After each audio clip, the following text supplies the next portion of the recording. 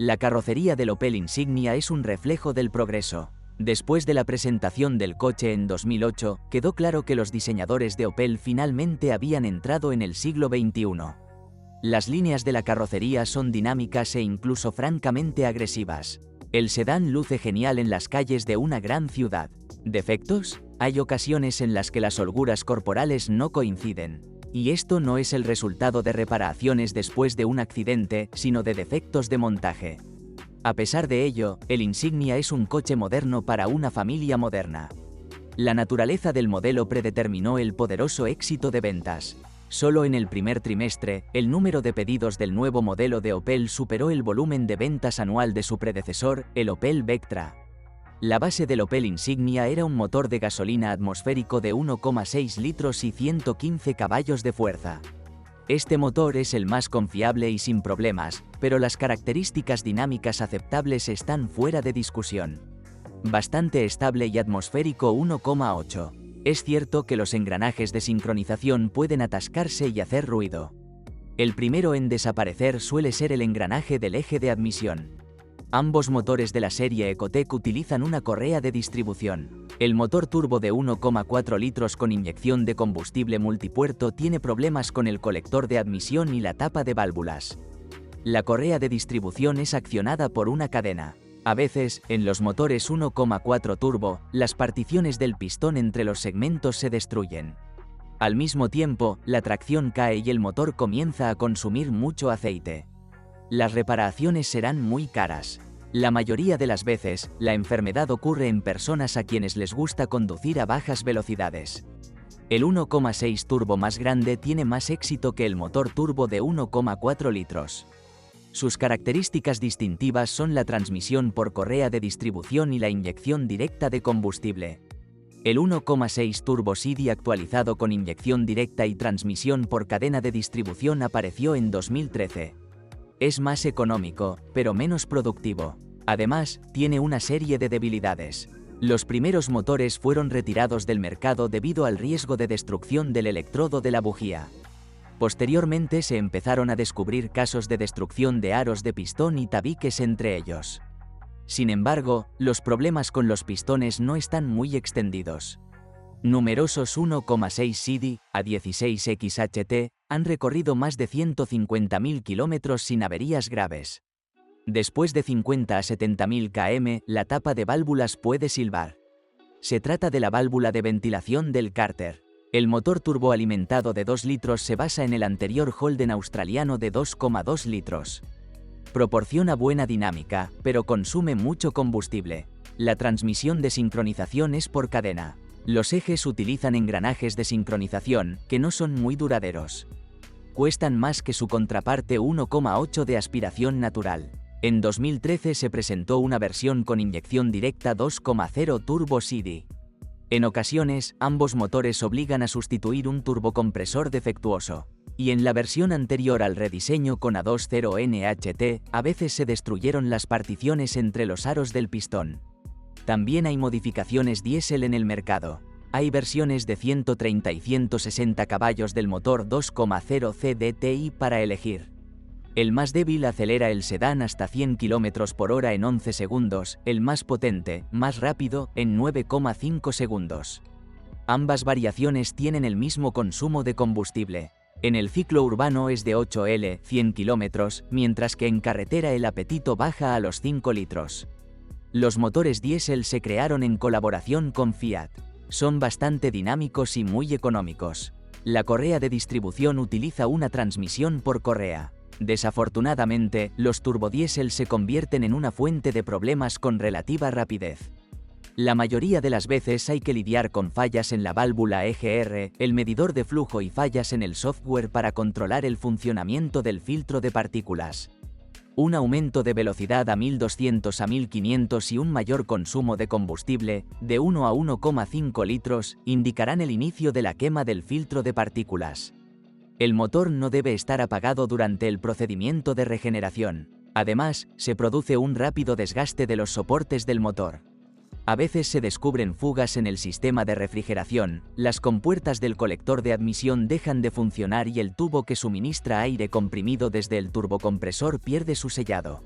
El mayor problema con el 2,0 CDTI es el sello de goma entre la bomba de aceite y el captador de aceite. La junta se endurece con el tiempo y la estanqueidad de la conexión disminuye. Como resultado, parte del aceite regresa al sumidero a través de este sello. La presión en el sistema de lubricación disminuye. La enfermedad se manifiesta más cerca de los 200.000 kilómetros. Desafortunadamente, muchos propietarios no tienen idea de este problema. Y el indicador de baja presión de aceite se enciende solo durante 3 segundos y solo cuando el motor está frío. Y el indicador es esa señal importante a la que nadie le presta atención. Un poco más tarde, en el mejor de los casos, habrá que cambiar el cigüeñal y las camisas, en el peor de los casos, todo el motor. ¿Cómo evitar problemas? Después de la compra, retire la bandeja y reemplace el sello. Pero para ello tendrás que desmontar la caja de cambios. La operación es cara, pero la reparación del motor es mucho más cara. Área problemática y bujías incandescentes. Se recomienda reemplazarlos como conjunto. Muchas versiones diésel utilizan convencionales. Pero hay modificaciones con las bujías PSG. Estas bujías están equipadas con un sensor de presión y se utilizan solo en 2 cilindros. Afortunadamente, el volante bimasa puede soportar más de 200 a 300.000 km. ¿Por qué afortunadamente? Con el cuidado adecuado, los inyectores de combustible y el turbocompresor pueden funcionar durante el mismo tiempo. A finales de 2015 apareció en la cartera de modelos el 1,6 CDTI de diseño propio de Opel. Cumple con las normas de emisiones 6 euros y utiliza una cadena de distribución para impulsarlo. En las primeras copias, el turbocompresor fallaba a menudo. Los motores se combinaron con una manual de 6 velocidades o una automática de 6 velocidades. A diferencia de sus competidores, Opel no utilizó transmisiones automatizadas de doble embrague. La mecánica del M32 se combinaba con pequeños motores de gasolina. A menudo causaba problemas debido al desgaste prematuro de los cojinetes del eje. Desde 2012 se han reforzado los rodamientos y se ha utilizado un aceite diferente. Desde entonces, el mal funcionamiento se ha vuelto menos común. Con el 2,0 turbo y el 2,0 CDTI más grandes, se instalaron manuales F40. Los propietarios a menudo notaron problemas con el mecanismo de selección de marchas. Y los rodamientos también requirieron una actualización en ocasiones. Hay 3 máquinas tragamonedas. Desiemovsky 6T70 se basó en versiones de tracción total y 6T45 en automóviles con motor 1,6 CD. En otras modificaciones se instaló el AF40, TF80SC, Aisin.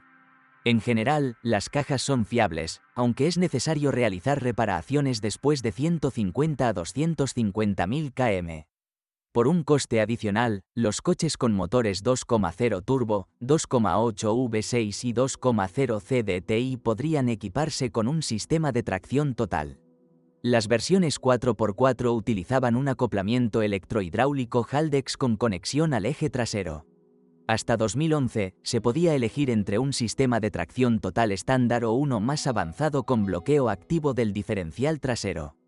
Este último se distinguía por un embrague adicional en la salida del diferencial, en el lado izquierdo en el sentido de la marcha.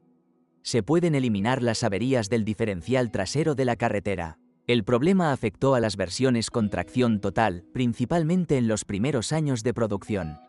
Los propietarios también tuvieron que lidiar con fugas en los sellos de la caja de transferencia. La lista de ventajas del coche alemán se complementa con el chasis. La suspensión ajustada te permite tomar curvas a alta velocidad sin miedo.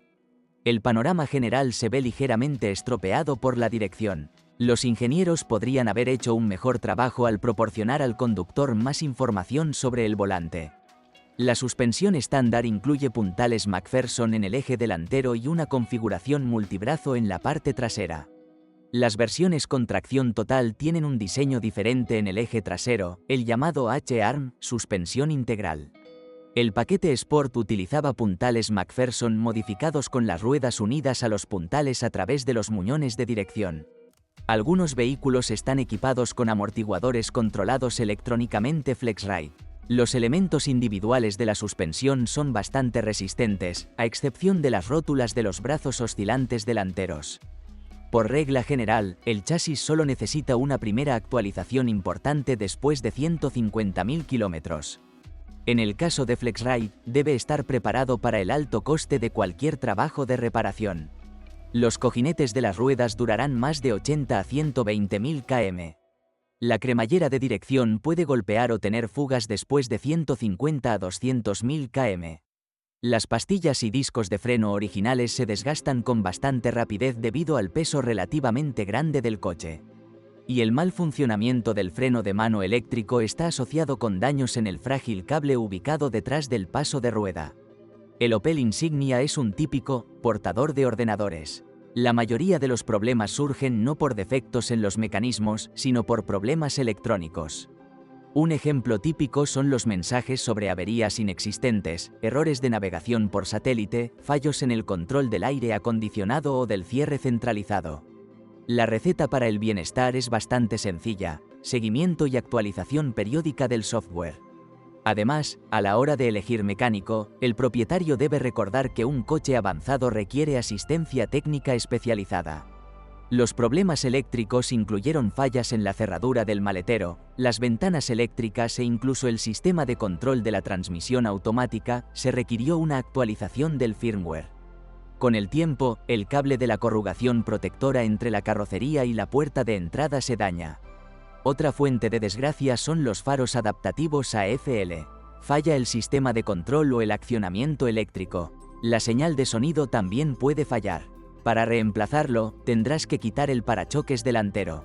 En los primeros modelos, el fallo estándar era la rotura del circuito de alimentación de los asientos calefactables. El defecto está en el cableado eléctrico, pero para llegar a él es necesario quitar la silla, lo que aumenta el coste de la reparación. La carrocería no es propensa a la corrosión. A veces, los tornillos de montaje del parachoques se aflojan o el soporte del silenciador comienza a oxidarse. Antes de comprar un Opel Insignia es necesario tener claros ciertos puntos. El coche es capaz de dar muchas impresiones agradables, pero su funcionamiento no será barato.